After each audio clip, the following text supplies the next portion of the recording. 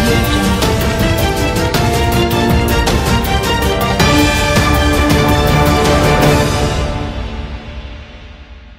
नमस्कार, आप देख रहे हैं न्यूज़ लाइन्स और मैं हूं आपके साथ रुचि पांडे। एक दुख भरी खबर है, हमारे देश के पूर्व राष्ट्रपति प्रणब मुखर्जी अब हमारे बीच नहीं रहे हैं।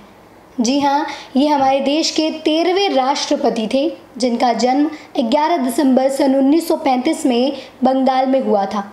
इनके पिता मादर किंदर मुखर्जी और इनकी माता राजलक्ष्मी मुखर्जी थी।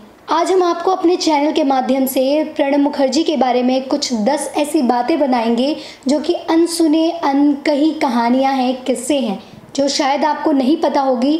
लेकिन आज हम आपको अपने चैनल के माध्यम से प्रणब मुखर्जी के बारे में कुछ ऐसे रोचक किस्से बताएंगे जिसे जानकर आप बेहद खुश होंगे और उनकी यादों को तरोताज़ा कर लेंगे।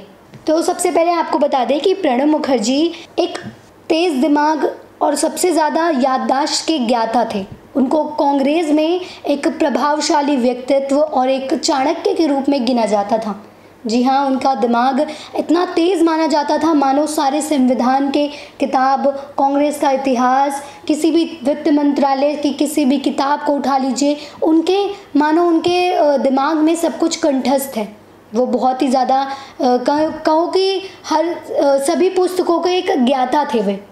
प्रणब मुखर्जी का दिमाग इतना तेज़ था, इसलिए उनको कांग्रेस में एक आदर, एक सम्मान की नज़रों से देखा जाता था। प्रणब मुखर्जी को साथ ही दादा के रूप में भी माना जाता था, क्योंकि प्रणब मुखर्जी अपनी उम्र के साथ साथ अपने तजुर्बे में भी कांग्रेस से बहुत आगे थे।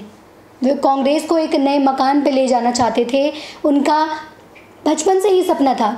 सपना होने का एक और कारण है, प्रणब मुखर्जी के फादर, उनके पिता खुद एक स्वतंत्रता सेनानी थे, जिन्होंने अंग्रेज़ों से भारत को आज़ादी दिलाने के लिए बहुत संघर्ष किया था। शायद उसी का कारण है कि जो उन पे इतना प्रभाव पड़ा और उन्होंने देश के लिए कुछ कर गुजरने की, कुछ कर दिखाने की एक मन में मंशा हमेशा जगाई रखी।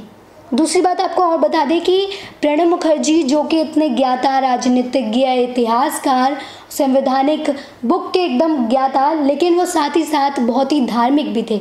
जी हाँ, आपको हम बता दें कि वे माँ दुर्गा के बहुत ही बड़े भक्त थे। 2017 में अमेरिका में हुई एक वित्त मंत्री के साथ बैठक को उन्होंने 7 दिन के लिए स्थगित कर दिया था।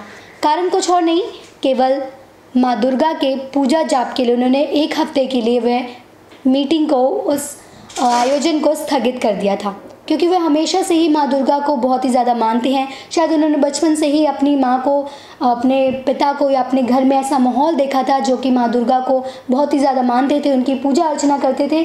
तो वही है। और ऐसा भी कहा जाता है कि माँ दुर्गा के सप्तशती पाठ का, जी हाँ, सुबह उठ के वे सबसे पहले माँ सप्तशती का पाठ किया करते थे, उसके बाद अपनी दिनचर्या शुरू किया करते थे। आपको बता दें कि प्रणब मुखर्जी फुटबॉल को बहुत ही ज़्यादा पसंद करते थे। अमूमन हमारे देश में क्रिकेट को ज़्यादा पसंद किया जाता है, पर प्रणब मुखर्जी एक ऐसे राष्ट्रपति थे जो कि फ़ुटबॉल को ज़्यादा पसंद किया करते थे। साथ ही उनका एक और सपना था कि वे अपने पिता के नाम से उनके मुजफ्फरपुर में एक फ़ुटबॉल की एकेडमी खुलवाएं, जो कि उनके पिता के नाम पे हो। वो उनका सपना था। और आपको एक और उनके बारे में किस्सा बता दें कि प्रणब मुखर्जी पिछले 40 साल से, जी हाँ, पिछले 40 साल से लगातार वो एक डायरी लिख रहे थे।